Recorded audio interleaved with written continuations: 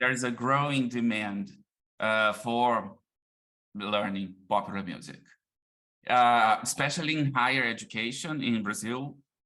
So when we think about this curricular tradition and the way people learn popular music outside the school, we ask how to curricularize a practice whose learning has taken place through a long process of immersion, of cultivation, of immersion in practice outside the school, as I said.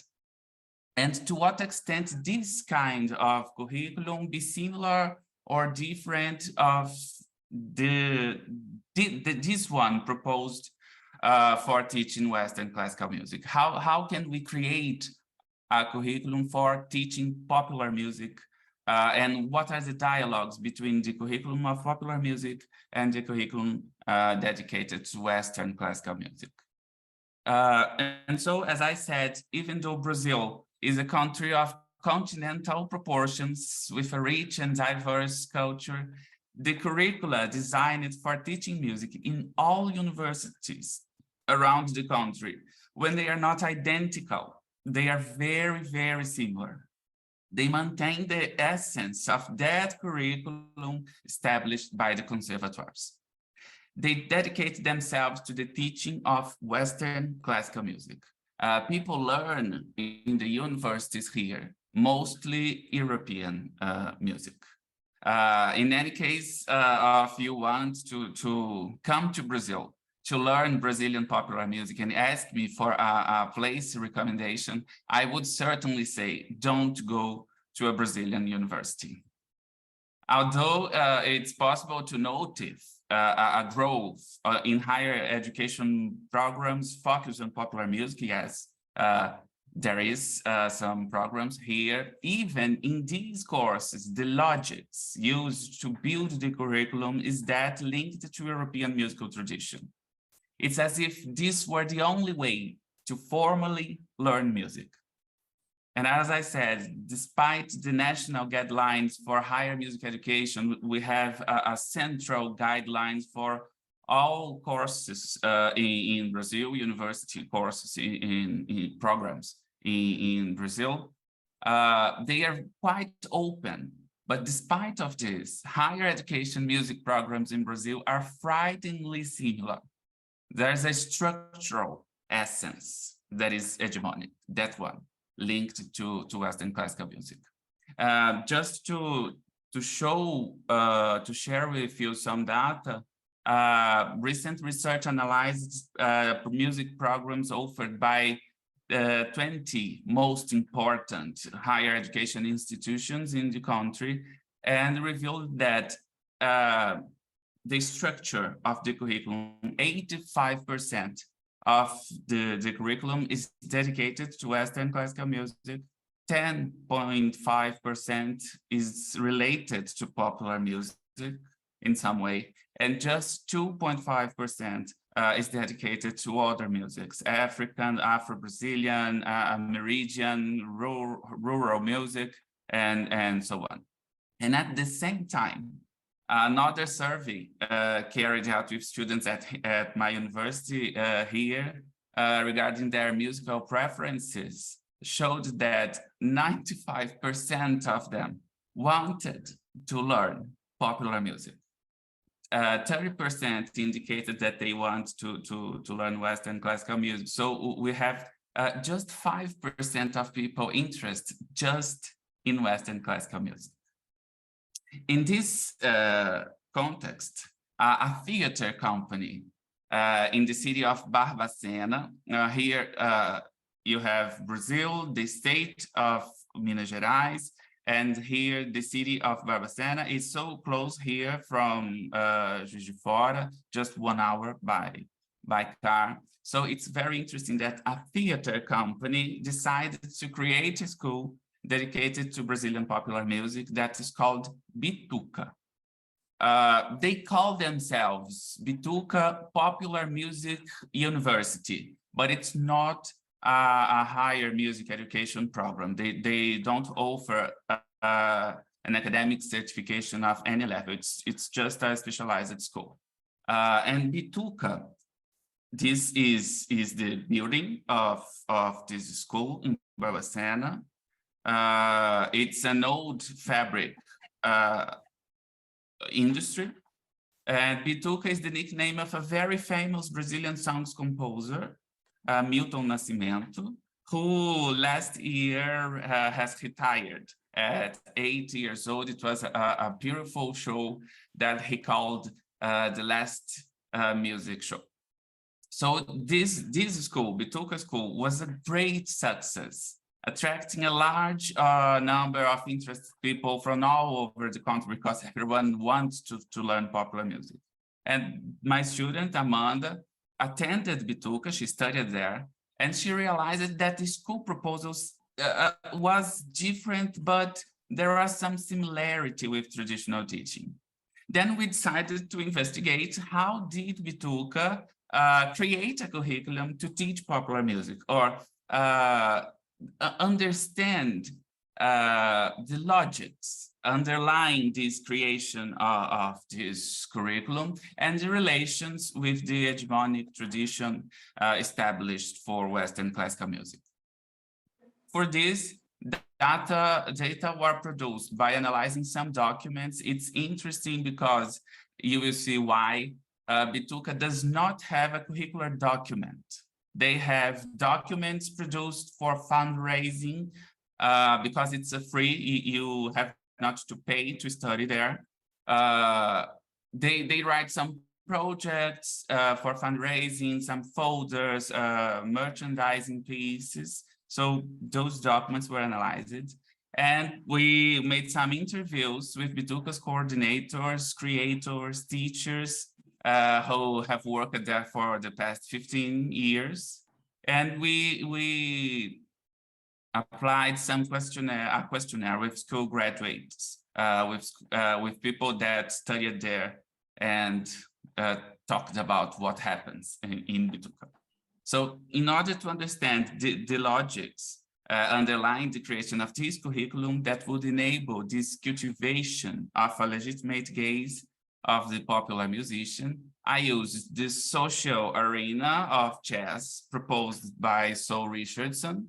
I will talk a little bit about this later. That was based on the epistemic pedagogic device proposed by Mayton, in order to think about this arena of Brazilian popular music that is very similar to the social arena of jazz studied by Richardson. I used the specialization dimension to reveal the codes that dominate the creation of the curricula of Western music and of popular music, and the gaze's subjective relations and interactual relations to reveal how and who can acquire the legitimate gaze. I will talk a little bit about how I used this to analyze data. First, I will present you the social arena of popular music, and of course of Western classical music too, and locate Bituca in this context. Then I will present Bituca's coordinators and teachers' criticisms of traditional music teaching to understand what they not want to do, what they not want to be. And then I will talk about Bituca's proposal of how to train, how to educate a popular musician.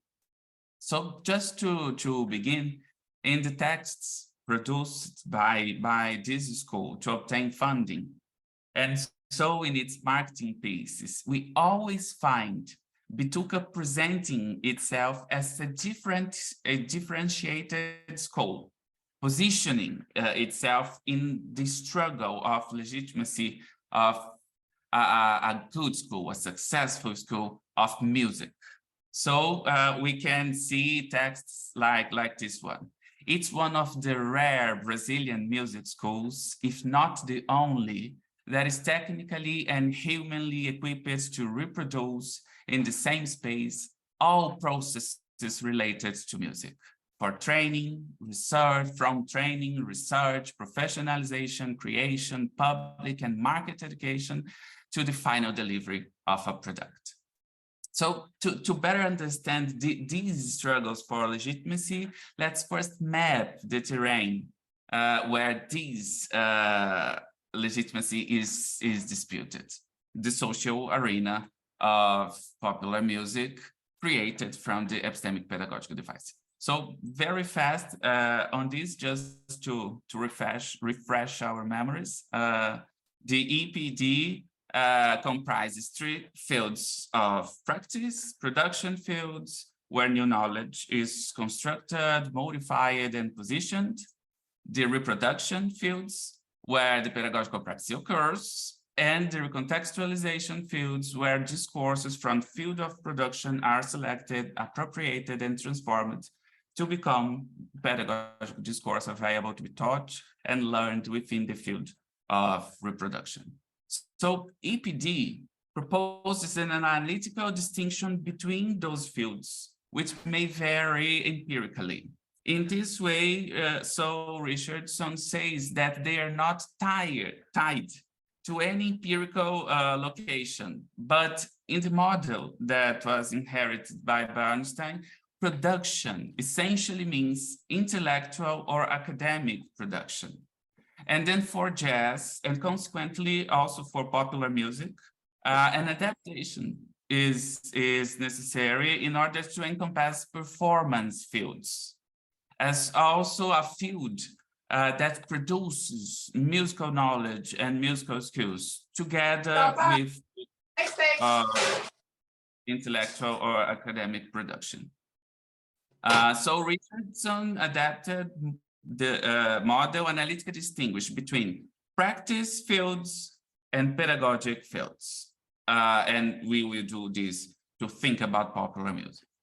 Practice field so encompasses performance fields, where we have musicians playing the performances, recordings, broadcasts, composers, and the academic field, where we have research, papers, studies that are carried out by university departments. And on the pedagogic fields, we have the recontextualization fields and the reproduction fields.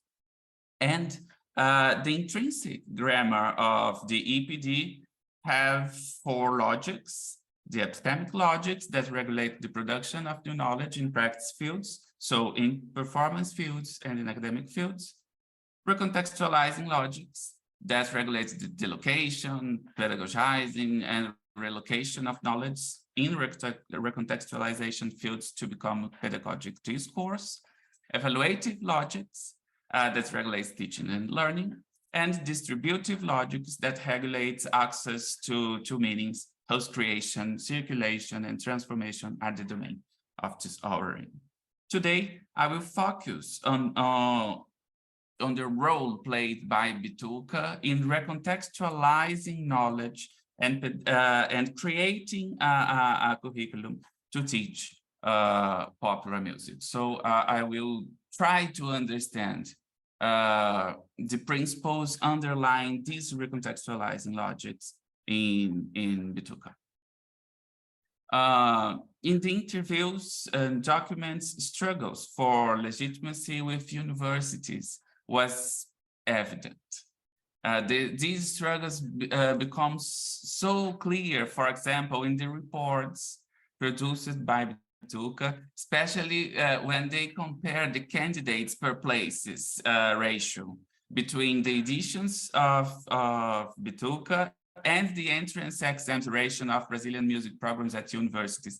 It's not a good comparison, but they do this, and it's important to see the struggles with the universities for legitimacy. So we have this picture in a report. I just translate the text, but the picture is, you can find this picture, and they say they show how the search for Bituca is so higher than to the Brazilian music courses at universities. So let's understand this struggle between Bituca and the higher music education models in Brazil. Let's talk and analyze the critique of traditional music, that it will be helpful to understand the logics of Bituca, because this is what they don't want to be and don't want to do. The main criticism is the distance of the formal music education from musical practice as a result of an exaggerated focus on theoretical knowledge about music theory, concepts that explains what happens in music.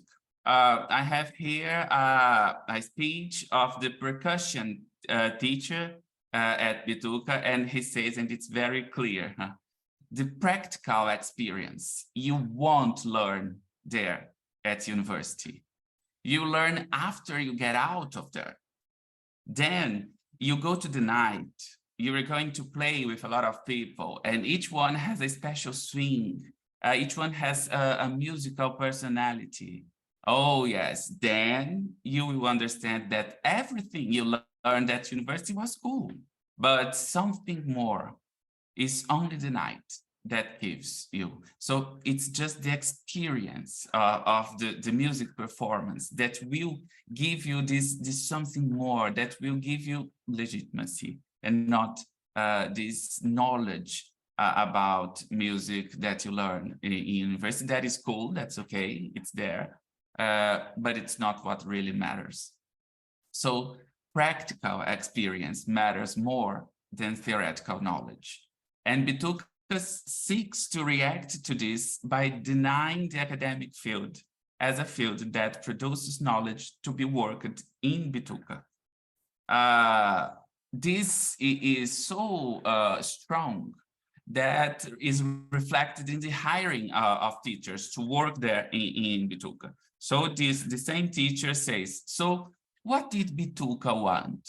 They weren't in need of an academic teacher. They wanted active musicians who already had a practice connected with life, with musical night. So there's a denial of the university. There's a denial of the academic field as a field of production. One of the coordinators of Bituca, that is from that theater company that I said, states that the non-existence of a curriculum document is intentional, so that there's not a static grid that holds everything together. This is another critic of the university and the academic production field, that is so static, that is a prison. Another teacher talks about this too, Ian Guest, who has passed away last year, unfortunately, and he compares the music teaching, and it's so interesting and so important to music education. He compares the music teaching with language acquisition. So he says, think of classical music, the Western classical music. It starts from theory to practice. Now imagine a child. How does a child learn to speak? He or she learns to say mommy, and only many years later, she will learn to write mommy. And many years later, she will know how to syntactically analyze mommy. And it's so interesting because in Western classical music, we do the opposite. We first teach to write. We first teach to syntactically analyze, and then people is going to speak, to play music. Again, the coordinator of Bituca says, so, you know, this thing from practice to theory is something that practically comes with the students, and gives some examples related to university students. So you will see again the denial of the university, the denial of the academic field of production. They know all the scales, but they can't play. Because the guy knows the scale. He knows, he theoretically knows the scale, he knows the arpeggio, he knows everything about music. But when it comes to practice, it's another story. So people know to explain what's happening, but he cannot play. And music is about sound. Music, but knowledge is important, but you have to play. It's really important for a musician to play. So we can understand that at university and for teaching Western classical music, it's not about knowledge, or it's not about what is known. It's about knowing. It's about a practical sense incorporated by the knower through experience. And here I took many hours thinking about practical knowledge, the difference between practical knowledge and this practical sense, because it's not a technical knowledge just to play. It's a sense because things are happening and you need to react to this. You have no time to think about, oh, what note comes in the next place. You have just to react. It needs to be inside you. It needs to be incorporated. So it's really an incorporation of knowledge that will be an attribute of the musician, an attribute of the knowledge. I don't know if this is a right interpretation of these things.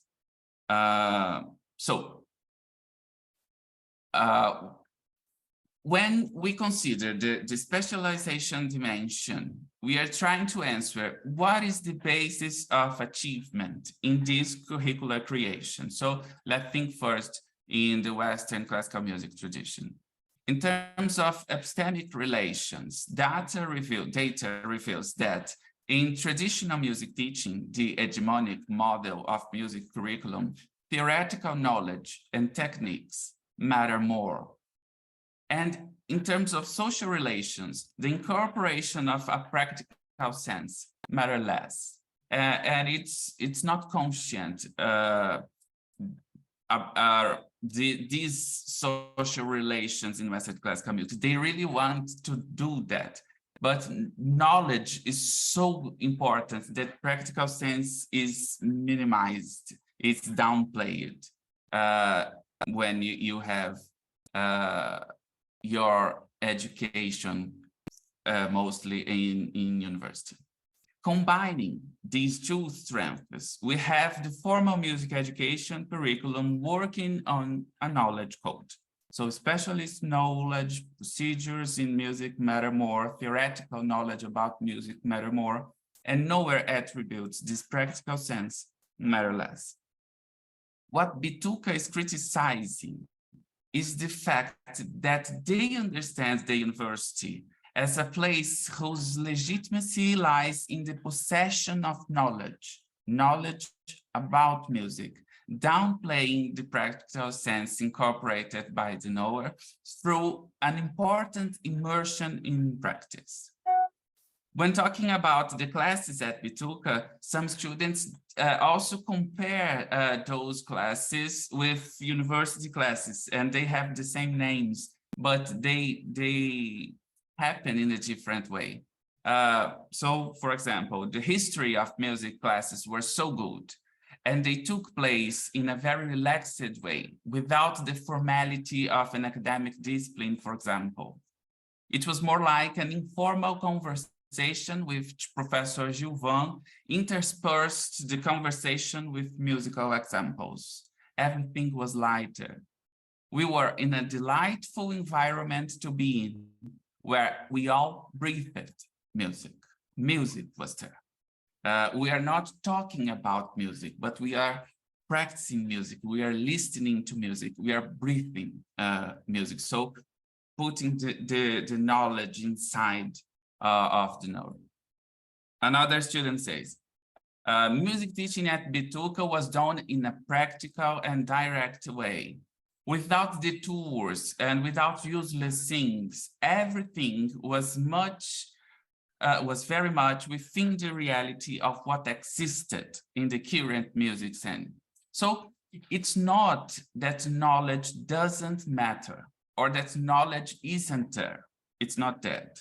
It's just that the legitimacy of popular musician is not in the possession of knowledge, but in the experience acquired by this immersion in practice. And a great example of this is the relations with music notation, the score, which is considered the center of the formal curriculum in music. And it is seen in the universe of popular music not as essential, but desirable. It's important. It's a tool that helps, but it's not decisive. So let's see what teachers and students say. The classes were collective, very much based on listening and not on reading, and also on the practice of popular songs. The theory teacher, Felipe Moreira, reveals, theory is a very important thing in my view. It's essential for a popular musician. No. Sometimes music theory and the music notation is even seen as something negative, as another teacher, the saxophone teacher, comments. When I started reading, people said, be careful, reading will take away your musicality.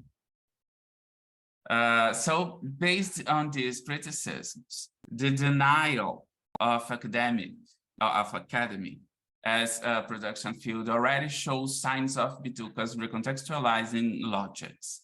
The absence of a formal prescribed curriculum already indicates that the school's main concern is not to determine which knowledge is important for popular musicians. So what they want to do, they want to shift from the dominant knowledge code in formal music teaching to a lower code that is more connected, that is more concerned in cultivating the popular musician. We will see that in Bituca, they do not select knowledge. They select masters. The coordinators say that they prefer the term master to the term teacher. And the repertoire with which the students will interact is what they select to choose. So they select people and they select music. They do not select knowledge. Knowledge will appear from music. Knowledge will raise from the repertoire and from the demands of the students. So the coordinator makes this clear when he talks about the Bituca's beginning. So he says, in fact, Bituca was born from the possibility of reproducing the way of learning that the ponto de partida is the name of the theater company, always had. None of us in this theater company has an art degree, a certification, a university diploma. How did we learn? We wanted to learn how to speak well. We called Sérgio Brito, a famous actor in Brazil. He came here, we had no money to pay. We did some shows and the money was all for paying him. Then we wanted to learn about stage lighting. We called Jorginho de Carvalho, an important director here in Brazil. We wanted to learn singing, vocalizing, splitting voices. Marcos Leite, from Garganta Profunda, a famous singing group in Brazil, from Rio de Janeiro, and he came. Anyway, he says, we are choosing people and bringing them, always in practice. So it's so related to the belief in music that just for being a musician, you are a good teacher. And we want to learn with these active musicians. So we understood, he continues, that our training took place through practice. So let's understand now the Bituca's proposal in denying this knowledge code and trying to make something different. At their site, the information about the programs states that students learn by observing and working with their master. Therefore, instead of academic professors, we have active musicians sharing their professional experience. Bituca works with a common repertoire focused on Brazilian music, its rhythms, and its composers. So it's possible to perceive the affirmation of a position and the dispute for legitimacy in music teaching. What really matters to this school is immersion in practice. Practice is a word that they talked a lot, and all the interviews, all the documents, all the students talked about a lot about practice. What really matters is so this immersion in practice, the cultivation of musicians interacting with a specific repertoire, Brazilian popular music, and with active musicians, the significant authors. So coordinator says what they select. Anyway, we were choosing people and bringing them. So this curriculum is not about selecting knowledge. It's about selecting the significant authors. We were choosing people and bringing them always in practice. So we understood that I've got our to say, Marcus, by the way, Marcus, I yes. just wanted to say, because just want to give you a break for a second. I just wanted to say this is an amazing example, a wonderfully nice and clear example of that kind of cultivated gaze. I mean, they really are naming. I'd be interested to know how they managed to get these really famous people to come along. If they haven't got any money to pay them, what they were offering instead, or what attracted these famous people to come over and do this teaching. But it's fabulous that they're choosing, like, you know, really famous people, and then and making it so clear that it's, you know, it is this mastery, and then you kind of just sit at their feet and breathe in the same oxygen. Yes, it's so interesting, Carl, because it's free. People do not pay, and they write projects to the government to fundraising. So it's a public investment. We have here cultural laws that some taxes that we pay to the government, they give back to culture. It was paralyzed in our former government. That was really terrible, and now it comes to work again. So Bituca was closed in this period when our former president hated culture and hated music and hated all form of art. So it was closed. In COVID, in the pandemic, they could have a program, an online program. There was a lot of people interested in meet with those masters. It's really important. People really want to be with these masters that are active musicians, and with these public funds, they pay the teachers. Nowadays, Bituca is closed, but as the law is returning to work with this new government, I think they will open their doors again. And I found it really interesting because they say we are really choosing people. We want people to be here, and then they will explain how knowledge. It's as I said, it's not that knowledge is not important or knowledge isn't there. It's there, but it will be selected by the repertoire, by these encounters with the apprentice, with the masters. So it's very interesting, and people want to learn popular music. And our students at the university, it's really embarrassing because they really want to know popular music, and there's no popular music in our program. So studying this, as I will say, later. It's very interesting to understand some problems of our university programs, and then to think about how to change them. And please, everybody, feel free to jump in and stop me, because when I begin to talk, I don't stop. But I will try to take a breath. So thanks, Car, for this moment that I could have some water. So where am I? Here. We were choosing people and bringing them. So he also continues. We wanted the musicians we knew who were excellent to pass on their knowledge through practice. And this is very interesting, this picture, because it's the front page of a report. And the front page of the report is the selection of the masters. It's the picture of people who will teach popular music. And this is what people will be interested in to go to Bituca, those masters.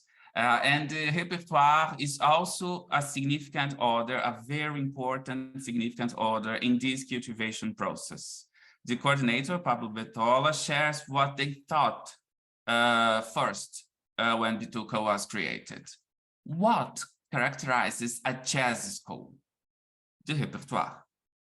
And as So Richardson talks in his thesis, they give the names of the musicians. You have to play Miles Davis, Coltrane, and play the classics. What characterizes a Western classical music school? The repertoire. You play Bach, Beethoven, Mozart, you play Chopin. And what does the popular music school do? Nothing, because it didn't exist. So what was there to do? Create repertoire, the fourth thing. So a teacher, one of the first teachers in this school, complements this idea, saying that it's very connected with the repertoire. And the demands of the repertoire will indicate which technique has to be developed. It's not the contrary. The repertoire is the focus. Everything technical that will be developed according to the repertoire. So if we were using tools from semantics dimension, for example, we could say that it's very context dependent. And the waves always starts at the context with a stronger semantic gravity. But we are not talking about semantics today. So the interaction with significant others is another important feature of the recontextualizing logics at Bituca. Data has indicated also that this, even though there's not a document, a curricular document, it was an integrated curriculum that this is so different from university also. Another student said the central role that a course named group practice, when they play together, the role that this course played in the program. So he says, the songs were the same, studied by the colleagues of other courses, of other instruments and singing. The idea was to study the same repertoire to play in the group practice at the end, which only took place at the end of each module. This is really very different from the university, where we have a strong classification of the courses. Like if this course will be my reign and I'm the king, and I don't talk with other reigns, it will be a struggle to try to work together with someone. And so this is really different in Bituca. So this group practice was an integrating axis of this curriculum, and the coordinator says that we already knew that we wanted a lot more practice, much more together than individually. That is a feature of traditional music teaching. It was in group practice that the repertoire was applied.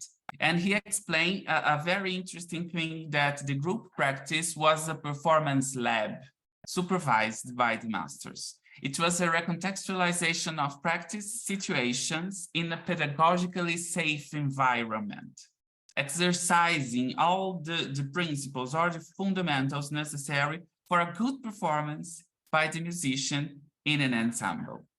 The band in this lab is formed by a student of each instrument of each different course at Bituca, and is monitored by two masters at least.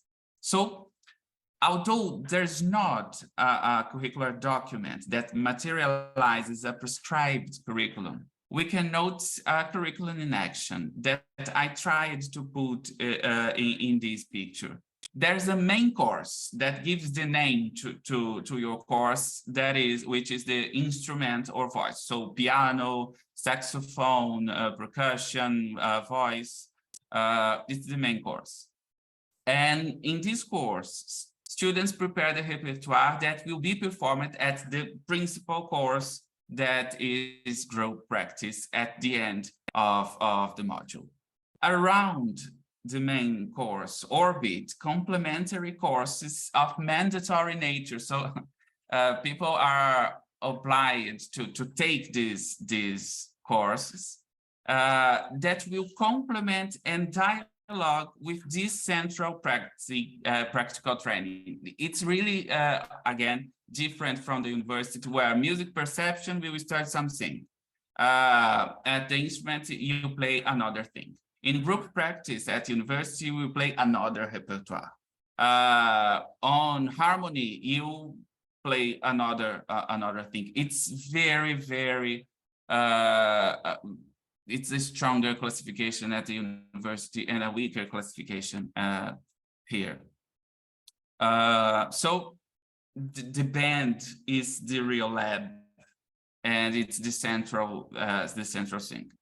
There are also optative courses that will be offered to people, but it's not always the same. It changes around the years.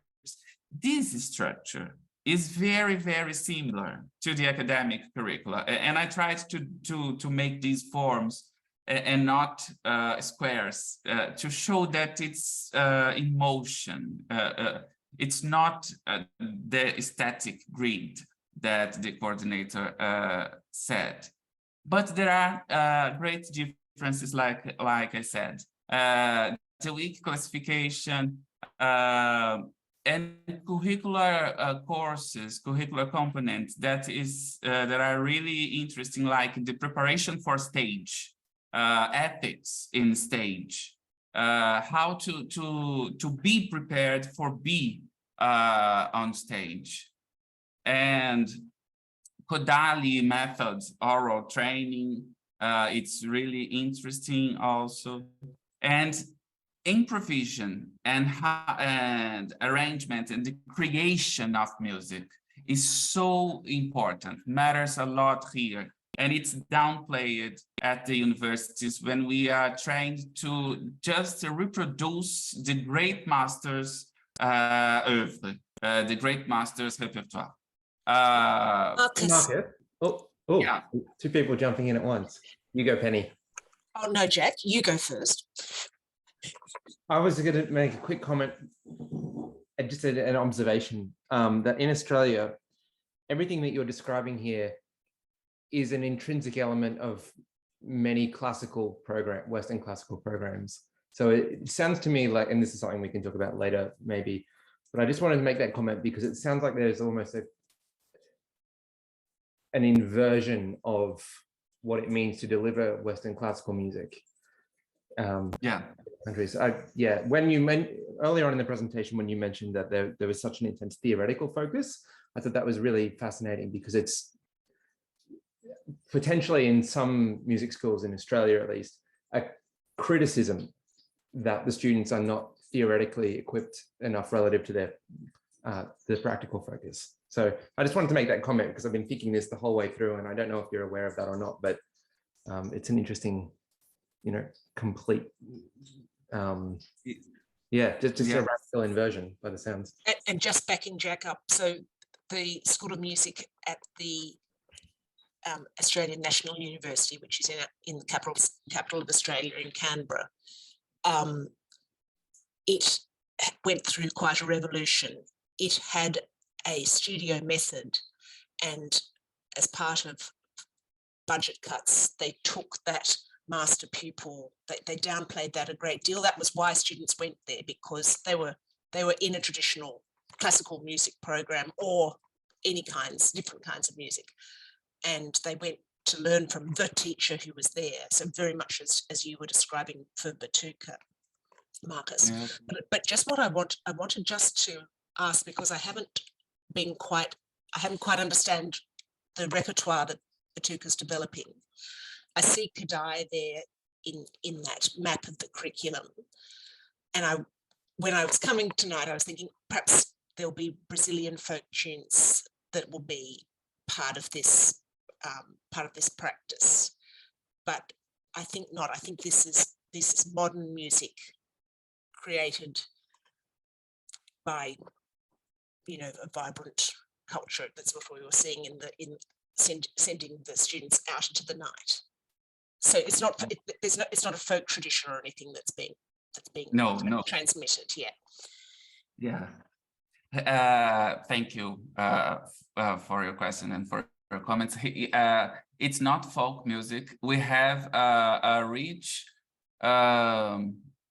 it's called Brazilian popular music, and we have some hierarchies of music repertoire here in Brazil. This school is very focused on this Brazilian popular music, and the names that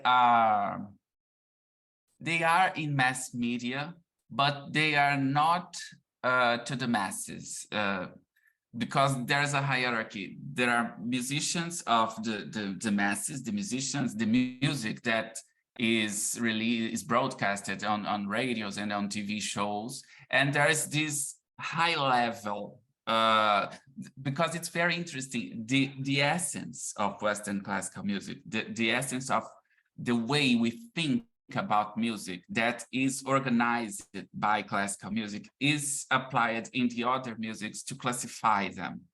So this more complex music and more refined music is what they are learning here at Batuka. So this is the repertoire that is focused here, our great popular music. So it's so similar with the Western classical music tradition, but it's a little bit different. And another thing that is very interesting, because this way to think about teaching music is so suitable to teaching Western classical music too.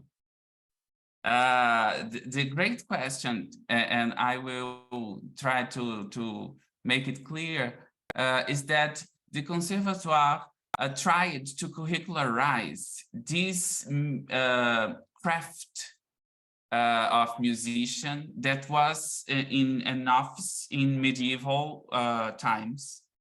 And the Conservatoire assumed a school form where knowledge is important, where written language is important. So that's why they will teach to music notation. They will teach history of music because you can read about it. And then those courses will take people away from practice because there's so much knowledge to know and you have not so many time to practice. You have not time to play music. That is the very criticism of our students at the university. So thank you. Please let me know if I didn't answer you properly. I might throw in one more quick, sorry not to stop you, but the other thing that I think is really interesting here is that what the word popular in the way that you're using it here is also quite different to what that means in our context here. Yeah. The idea of there being a repertoire for popular music is sort of a not contentious but inconsistent notion perhaps in Australia. Certainly some of our interesting popular music programs have been student-led in terms of but sometimes quite radically student-led in terms of the selection of repertoire and composition of music. So just again a contextual comment. Yes, and that's very interesting because it's really difficult to define what is classical music, Western classical music, and what is Brazilian popular music. The border is so fluid. It's not clear because you could say Western classical music is notated music and popular music is non-written music, but it's not true. You can read in the melodies. You use the chords, right? It's another way of writing, but you can write. So it's really difficult for us here to define what's this. Names of music and the names of the musicians will help to understand what people are going to say. And another thing that is very interesting, as I said in the beginning, at the university, you won't learn to play Brazilian classical music either. When I'm a pianist and I am a graduate in one of these universities, and the repertoire that my teacher chose to me was something like that: a classical composer, a romantic composer, a Baroque composer, and anyone Brazilian that you want. So this does not matter. I wanted to Latin America composers. People does not know the name of Latin American composers. They don't know what people produce in classical Latin America. And so it's really, it's Western classical music. Coloniality is so strong in music education, especially in higher education programs. And it's interesting, I shouldn't say, here you can see a weaker framing also. So knowledge will be from the demands of the students, the ability that students bring when they are selected. And the syllabuses of the courses, there are some syllabuses described on the website. They are just a reference because they need to present it for fundraising. There are a reference. They are very similar to those at universities, but all of the summaries, the abstracts of these courses emphasize the practical character of the classes. Arrangement, for example. This course aims at an advanced technical, practical, and musical development and training with a focus on the complete professional training of the arranger.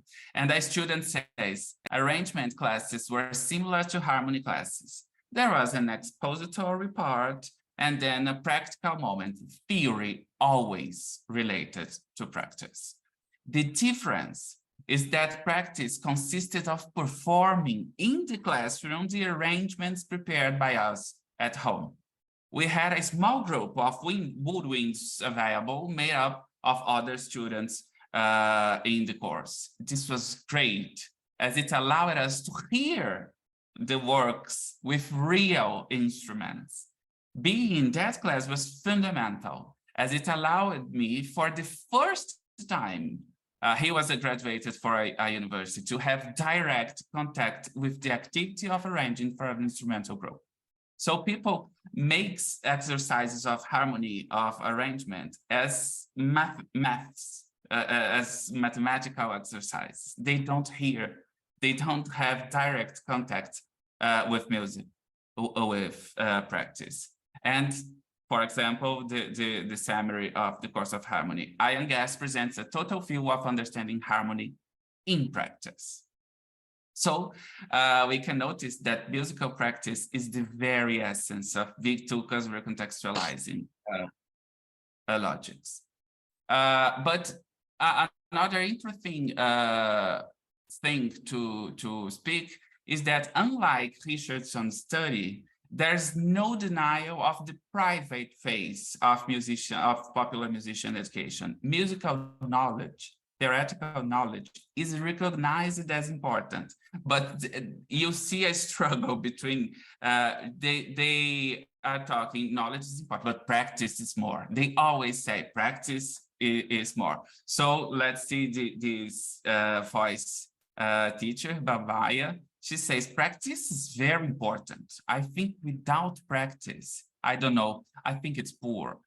But wow, imagine, I keep thinking that, for example, if I hadn't had musical knowledge, if I hadn't studied music and see, it's a common belief, studied music is equal to study music notation, to study musical knowledge. It's another common belief in music education. So if she hadn't had musical knowledge, if I hadn't studied music, maybe my knowledge would be very shallow, you know. But then she says, in the same way that if I had not had experience as a singer, to feel it in my skin, even to be more productive with my students, you know. So other teachers talk the same. The percussion teacher, the popular musician, the day-to-day musician, it's good for him to learn to read music, but it's good for him to be practical too. So always when they talk about knowledge, theoretical knowledge, they will reinforce the practical essence. And another teacher says, reading is for work. That's a job thing. That's a tool, right? He doesn't need to know theory like a maestro, but he needs to know enough for him to work. So it's important knowledge, but it's not what really matters. So I tried to represent the recontextualizing logics here in these pictures. Bituka, as a recontextualizing field, creates an extra official curriculum because it's not an official document. This creation is regulated by recontextualizing logics, which have the practice as the main principle. So Bituka's curriculum organizes an immersion in the practice of a specific repertoire with great and famous masters, and those courses are characterized by a high flexibility to be in touch with life, to be in touch with the musical scene, to be in touch with the demands of the students. There's no pre-definition of what is to be taught. They will be raised by practice and students' demands. So as we have discussed before, the academic field is denied as a production field. The performance field is where Bitukas go to select the repertoire and the masters, and by extension, the knowledge that will be worked on. But there's another important question to be answered, and it's the final one I promised to you. Who can learn the legitimate case? Who can be there? Who can study at Bituka? And it's very similar to Western classical music. The document describing the selection criteria is very clear about this. So candidates are not required to have any specific level, just talent. However, the school is aimed at those who want to become professional and not for those who want to have music as a hobby. So I asked them, and Amanda asked you, what is talent for you? How do you evaluate a talented musician and a non-talented musician? And the masters have answered us in this way. It seems that it's music that seeks us out. It's not people that seek music. It seems that music chooses people in the world to define who can participate, right? Music as an entity that chooses who can be a musician. And talent is a requirement to be a successful musician. I can't see a successful musician without talent. So talent is needed. Facing this, how can we answer the research question? How did Bituca create a curriculum to teach popular music? Let's think in specialization plane and then go to the cases. The analysis of documents, masters, interviews, students' responses to the online questionnaires made it possible to perceive a curricular selection guided by recontextualizing logics that operates in a knower code. What really matters is knower cultivation, the incorporation of a practical sense. Musical knowledge is important, but possessing it is not the basis of achievement. Knowledge is desirable, but not essential. However, access to the legitimate gaze cultivation is not open to everyone. The knower must be talented and must want to build a professional career. We notice stronger subjective relations here. The curriculum organizes also particular kinds of interactions with significant authors, which are renowned active musicians, the masters, and Brazilian popular music, the repertoire.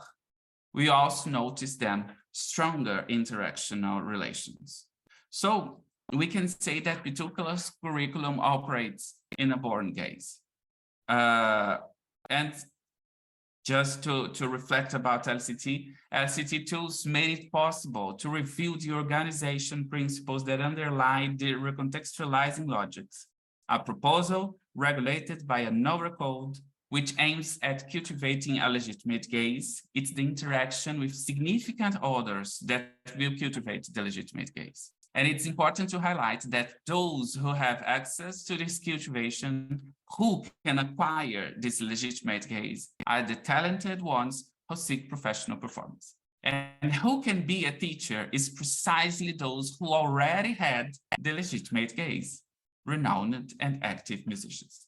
The reaction to the academy to higher music education is a strong criticism of these recontextualizing logics organized in a knower code, which creates a great distance between the musician and the music practice and the real world.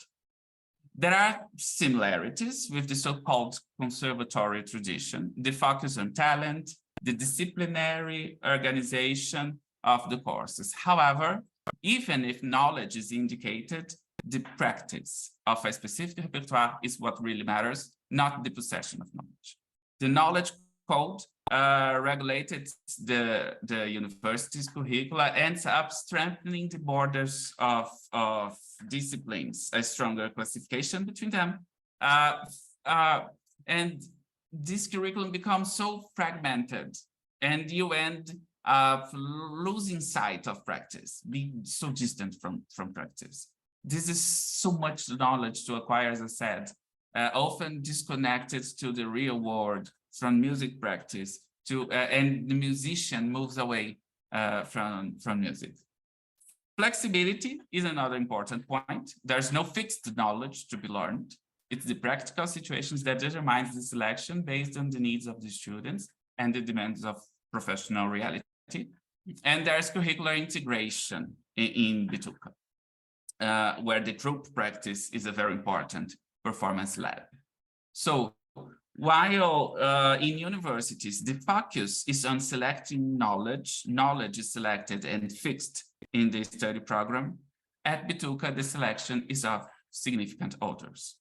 In this way, we can say that LCT made it possible to go beyond a simple description of what Bituca is doing, of what curriculum is being created at this school. It was possible to understand the principles, not only that organize Bituca's curriculum, but the principles that organize the criticisms they make to the university.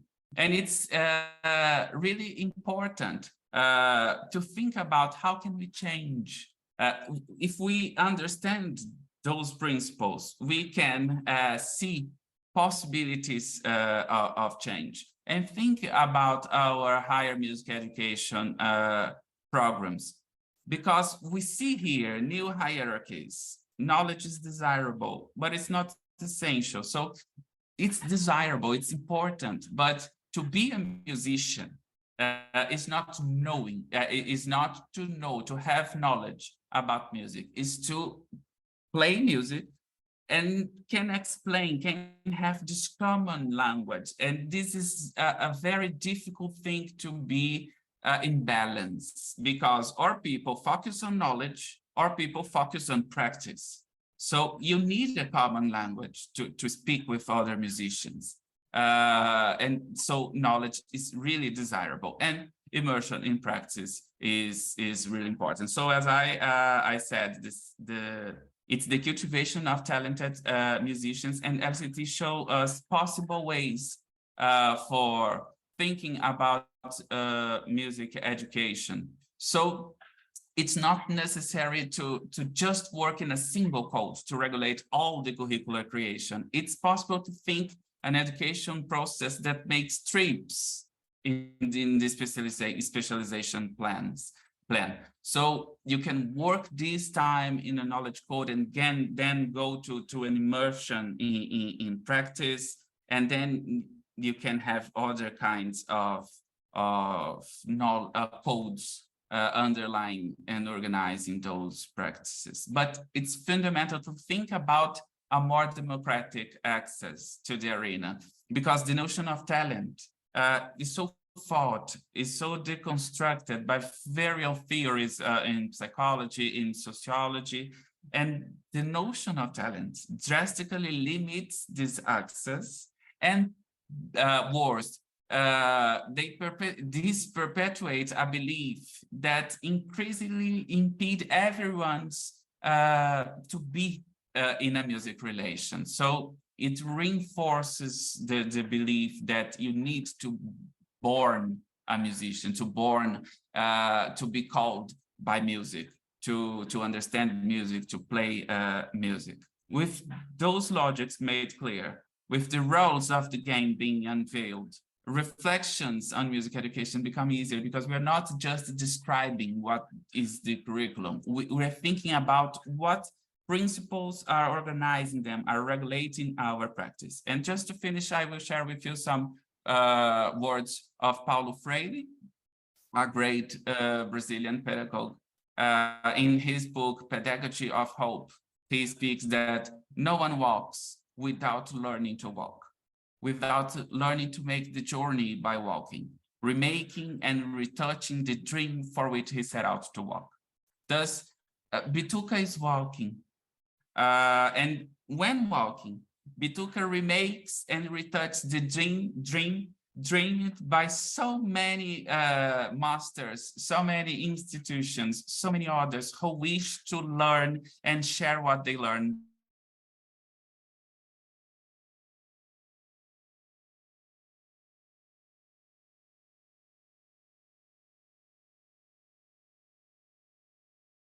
Marcus, you seem to have frozen from me anyway. Just at a real moment of great rhetoric as well. Oh, yeah, what a terrible place for the internet. No, that was a great place to stop for a moment. We just want to get him back. If you can hear us, Marcus, you have frozen in place, unfortunately.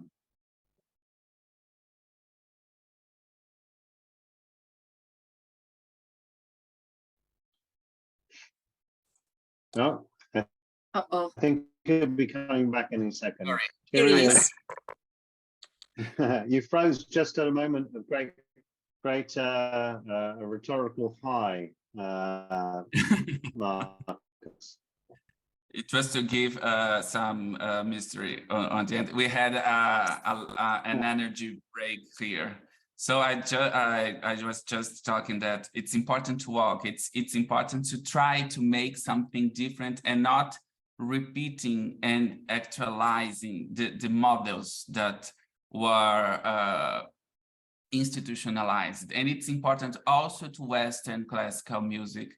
And it's important to talk. It's important not to deny the academic, because research is important, knowledge is important. So we need to more dialogue. We need to walk together, to think together about music teaching. And then in this walking, we will be building, creating a code curriculum, and we will be in touch with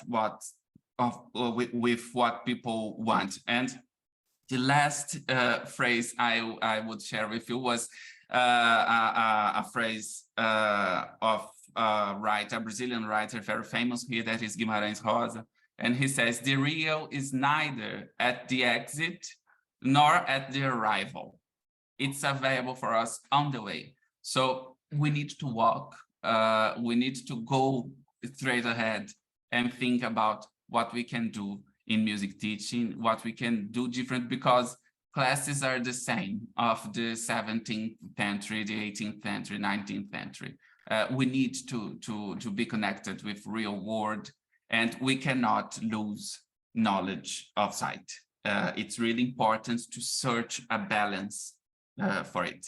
That was this that I wanted to share with you. Thank you very, very much for your attention. I know that I talk a lot, but it was very exciting to share this with you today. Thank you so much, Marcus. Oh yeah, everybody's clapping silently in the way of Zoom. But two people. Firstly, Corinne's got her hand up. She wants to say something. So first of all, Marcus, thank you for your beautiful slides. They were focused. No, it was fantastic. Okay, because they were focused. They were all meaningful. So the way in which you did this presentation was musical, in fact. I want to raise a question. Now, Jack and I have been working in this space for 3 years already, looking at kind of the nuances underpinning what you're calling talent, what we're talking about as with special terms that we won't reveal here. Wait for LCT 5 and you will hear about them, maybe. The whole apprenticeship orientated modeling approach, the practice focused trajectory, drawing on or encouraging those with a born gaze, bringing in experts in the field that we're calling legitimate knowers with their born gazes. There's no doubt that an apprenticeship model, that we all come from, it can be effective. The whole issue with modeling behavior and learning through practice and apprenticeship, though, is constrained by time. And in our kind of commodification of higher education, we think, okay, here's the knowledge, here's the practice, or here's the theory, here's the practice. We'll do bits of that, and plonk them together, and then suddenly we're supposed to graduate these experts. So although there's no doubt about that apprenticeship and practice-orientated model enabling the kind of practice we want to see, the kind of embodied knowledge practice we want to see, the limitation on a curriculum and the time in which it has to happen is a major constraint. But what I want to say, though, is that I think we underestimate what's happening in that practice space with regard to the knowledge basis, the knowledge on which people are drawing. And Jack and I have spoken a lot about when it's embodied. These are code shifters. These are people engaging in something that the thing you see is the performance, and they've embodied the organizing principles of a knowledge base that they might not even be able to articulate. Yeah. We separate those out and want them to articulate it, let's say in an exam. And that's where the divorce starts to happen.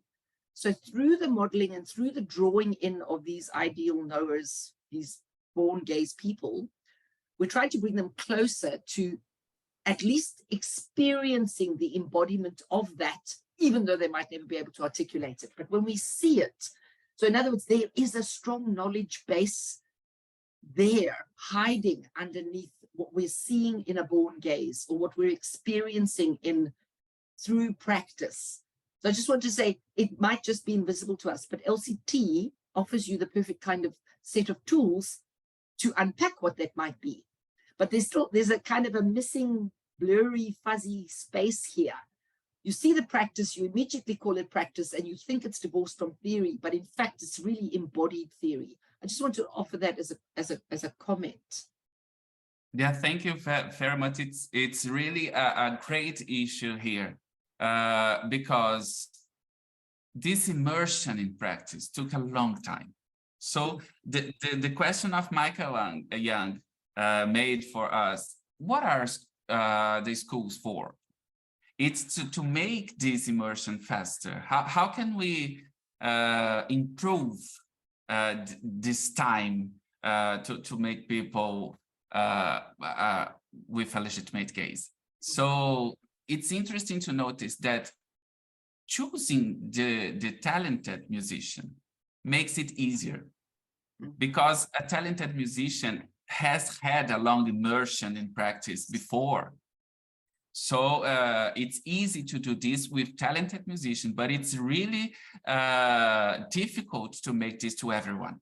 If you have everyone here, so this balance between the practical knowledge, the knowledge that underlies practice, and making people think about this practice is really something that we have to pursue, to run after, because it's really difficult to make it happen, because education, I think Dewey said this, was always something of or I will be theoretical or I will be practical. And how can we make those waves? How could this be happen? And this is the great challenge for schools. And it's important to say also that just being a musician does not help you to be a good teacher. So it will be difficult to talk about knowledge because you are not prepared to make those waves, to talk about this practical knowledge. So this is another thing, these significant others being just musician, and they are the craft masters that really matters for teaching. It's not, it's good, but it's not complete because they are not prepared to teach. They are not prepared to think about this dialogue between knowledge and practical knowledge and this embodied. So this is really a challenge to make it happen. That's a great answer, Marcus. I've got loads of comments myself, but Mandy had a hand up first, I think, and then Billy. Hi, Mandy. Oh, thank you. Hi, Marcus. Nice to see you. That Nice to was see so you. fascinating. I think that us musicians need to have a debrief all of our own so we can be nerdy about music together. Fascinating stuff. And actually, my question really is so related to what Karen was saying, is that, you know, it's not that there's no knowledge, it's just that the knowledge is invisible. And, you know, the apprenticeship thing is great, but you need time. And the problem is that when something is, you know, if you've got talented children, yes, or talented students, they've got the knowledge already, and it might be intuitive, it might be tacit, but it's there. And it's when that knowledge is not named, it means that some learners are just going to be disadvantaged. They're just never going to get it, and others will, and those are the ones that are called talented. So it's just such a sort of tricky space, because, you know, in order to play music, you have to have some knowledge. You have to have some knowledge, depending on what you're trying to play and what kind of genres you're playing. There's always going to be some kind of knowledge that can be abstracted in some way, or can be, you know, you might absorb it in an intuitive way, but the knowledge is there, and it's what form that knowledge takes, and also the role that knowledge takes in relation to the practice. So music makes no sense unless people are playing. It's about playing, and you need to be able to learn to play. You need to play. You need lots and lots of practice time and induction. But that relationship between the theoretical stuff and the sort of abstracted knowledge and the practical knowledge is just so crucial in our education spaces, because we can so often get it wrong. And then, you know, you have these very reactive, maybe you could call it a reactive response of the school you're talking about, of saying, you know, we don't do theory, we don't do that kind of knowledge, we play. And it's because of that imbalance between the theoretical stuff that can become very heavy and dislocated from the practice. and then it becomes sort of alienating to the students and to the idea that music is this wonderful thing that, you know, it's got its life all of its own. So really lovely issues, and that sort of goes to the heart, I think, of what many of what music education's biggest questions. So thank you. And I don't know if I've asked a question there, but sort of commenting about the idea of this hidden knowledge and how do you deal with it when you actually can't see it or it's not named. So maybe that's the question. Thank you, Mandy. What I found so interesting in this data, that there's not a denial of knowledge, because there is a struggle between, oh, you just talk about music, or oh, you just practice music, you don't know music. It's so common here in Brazil, when you are a popular musician, you say that I don't know music. So I don't know theoretical knowledge, or I don't know how to read music. And this is so central that people say, I don't know music, but he's a great musician. And it's, as you said, knowledge is hidden, knowledge is invisible.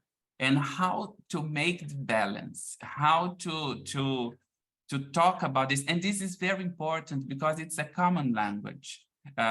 We had a situation here where a singer wanted the band to play two tones lower. So he asked, please play 2 tones lower.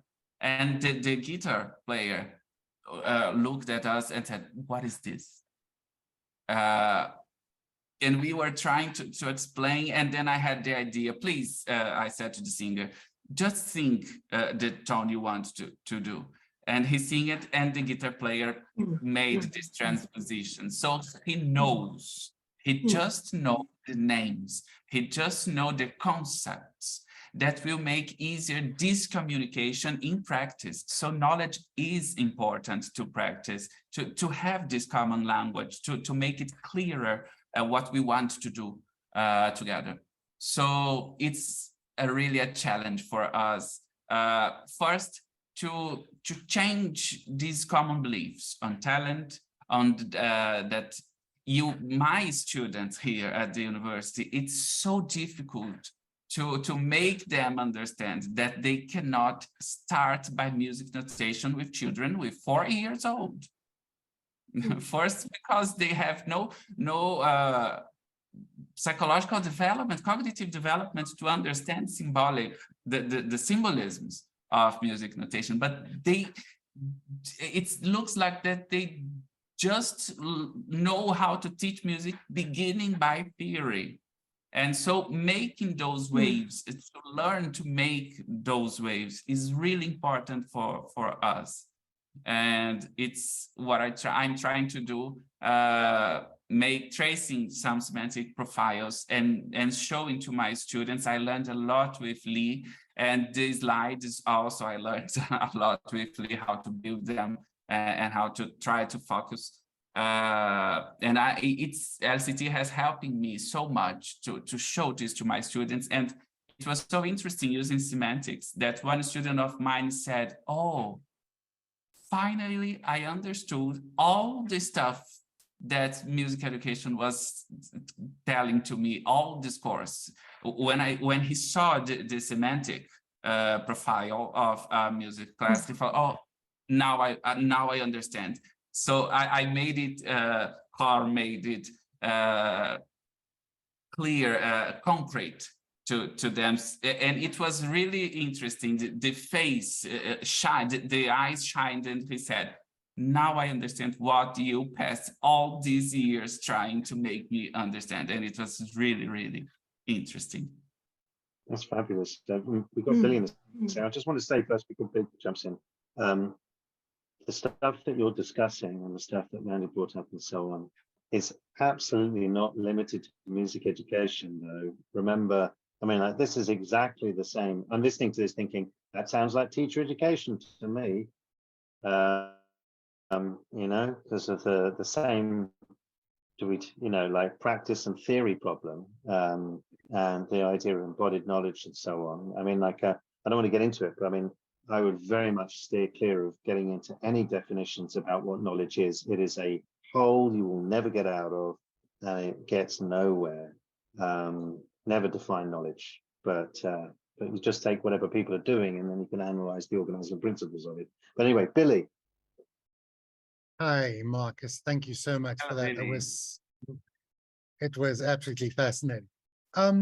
Yeah, I just, all the way through, I've been thinking exactly like Carl said. I mean, I'm an integrated literacy teacher, so I teach reading and writing, but I try to teach it in an integrated way. So I take a text and I break it down sentence by sentence and all of that kind of thing, and then build it back sentence by sentence.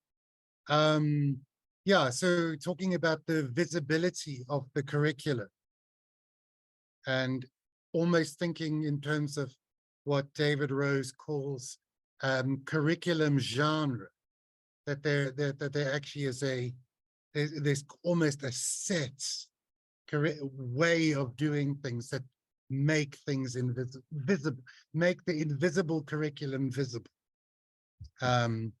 So I just wanted to offer you that, and just, yeah, it was great fun. Thank you. Yeah, thank you, Billy. It was really interesting because the coordinator said always, we do not have a curriculum. And I was thinking, yes, you have, because there are mandatory courses. There are a main course, there are people need to do this. And there's another thing that is very interesting. The certificate of conclusion is not given to everybody.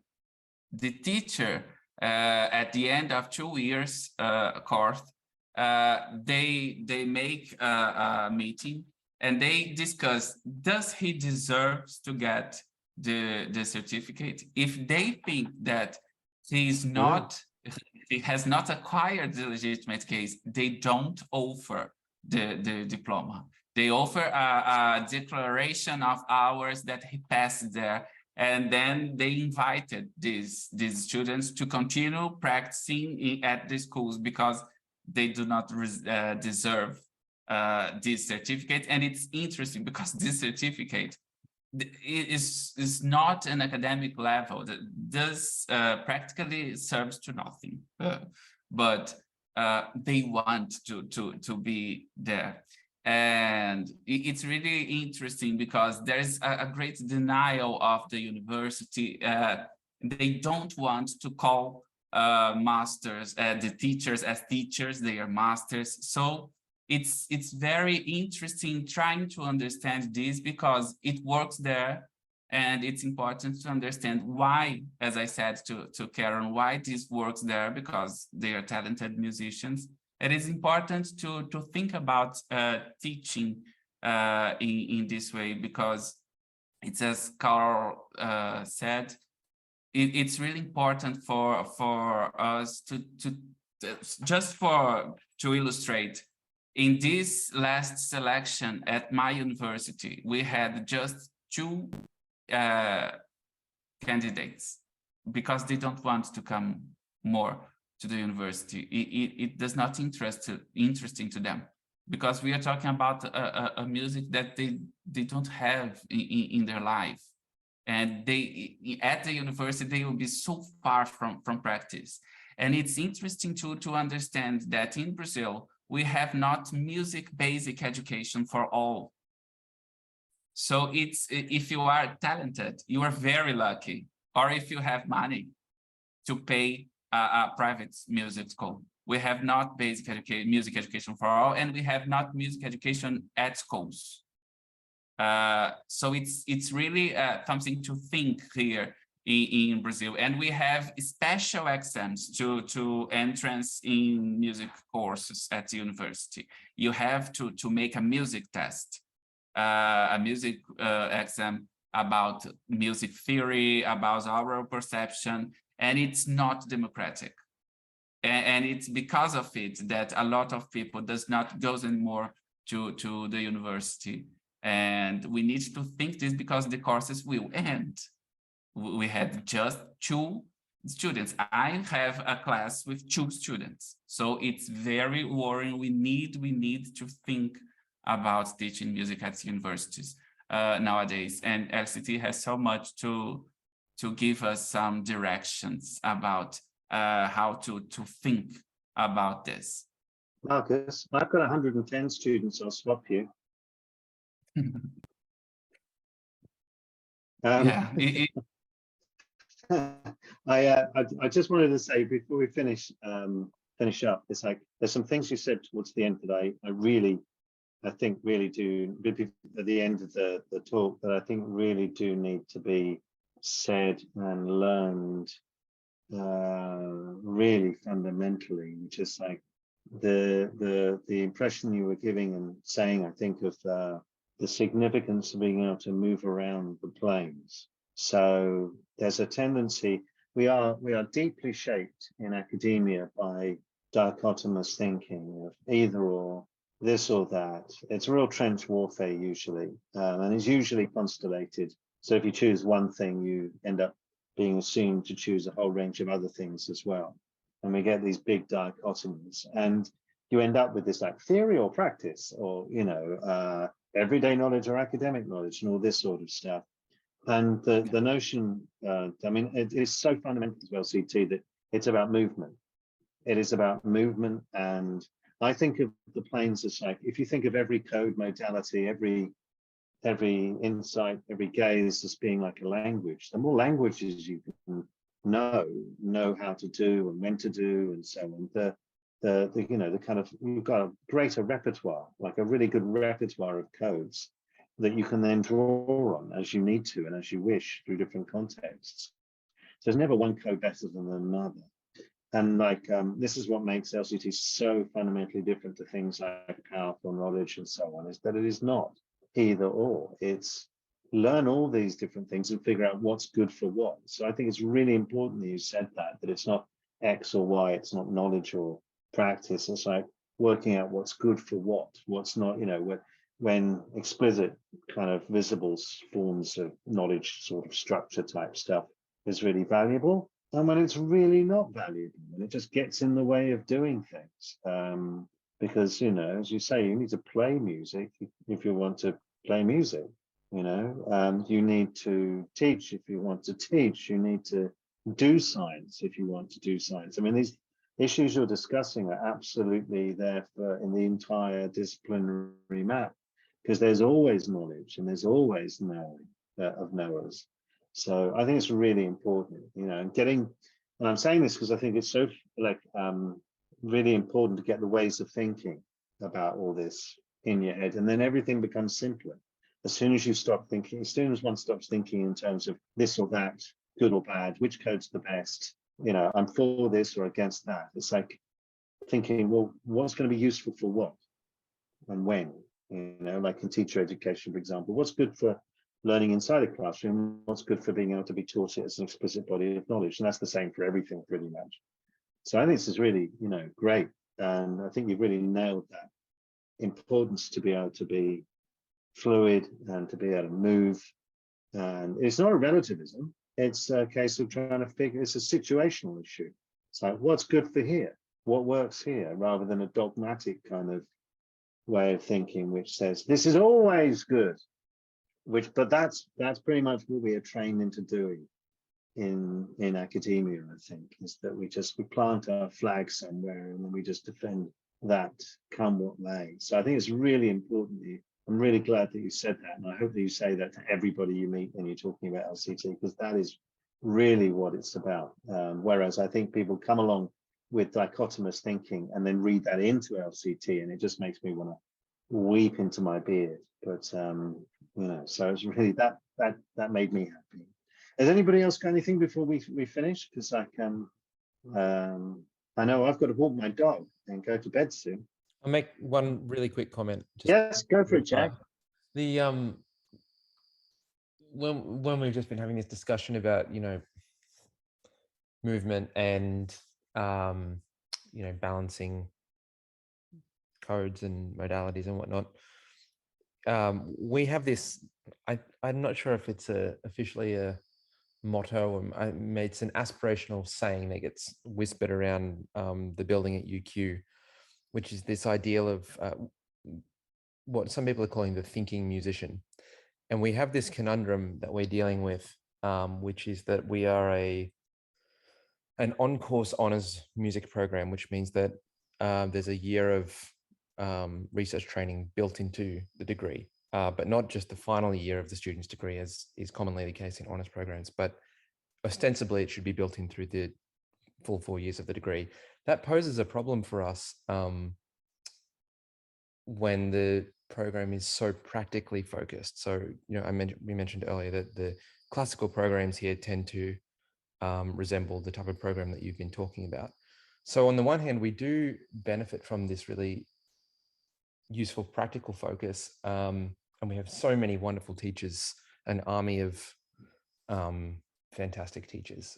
But in some ways, I think we're grappling with an inversion of the issue where we are, if we're going to deliver a music degree, as opposed to some other kind of qualification or some non-accredited type of award, we are trying to figure out how we can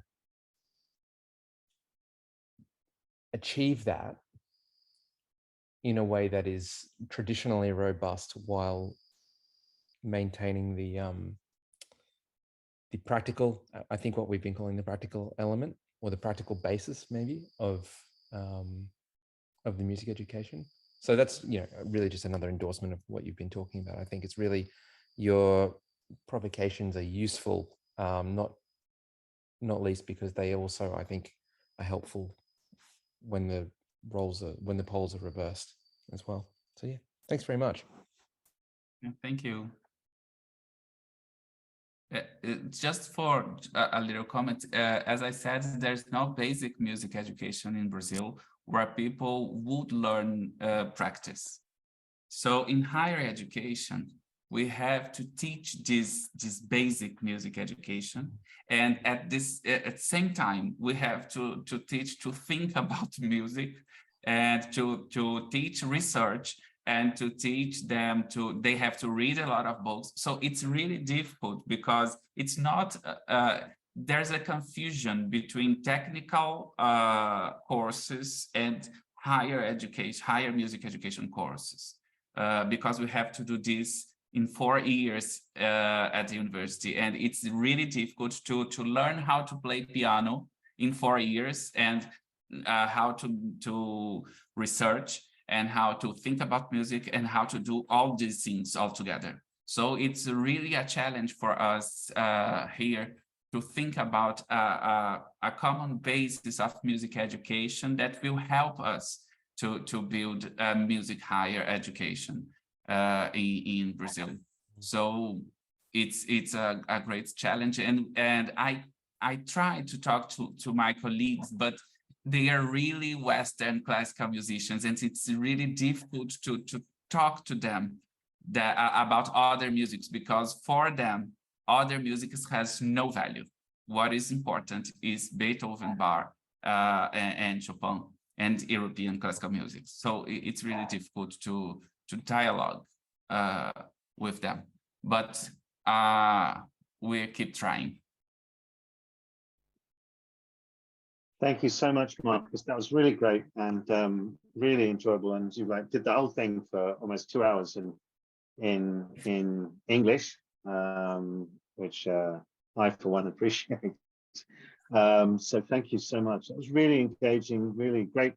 As somebody said, really great slides as well. So I'm really looking forward to hearing more about this in the future. I hope you can come along to LCT5. That would be awesome. Yes, I'm trying to go. Awesome, that'd be great. Yeah, some of these ways of thinking, the reason why I got so enthusiastic about it is because I'm doing a lot of writing about the ways of thinking that have yet to be made explicit in LCT, and so trying to get that stuff out, and we're teaching that at LCT5. So anyway, thank you so much, Marcus, and thanks everyone. Look, I mean, it's great. Most people stayed right until the end, so thank you so much. That was awesome, and keep it up. Yeah. Thank you for the invitation, for this opportunity, and thank you all for your patience of hearing me, my English, my Brazilian English. So that was excellent. It's excellent. Really good. Really good. So don't Okay, feel thank you. anything less than like that was triumphant. So well done.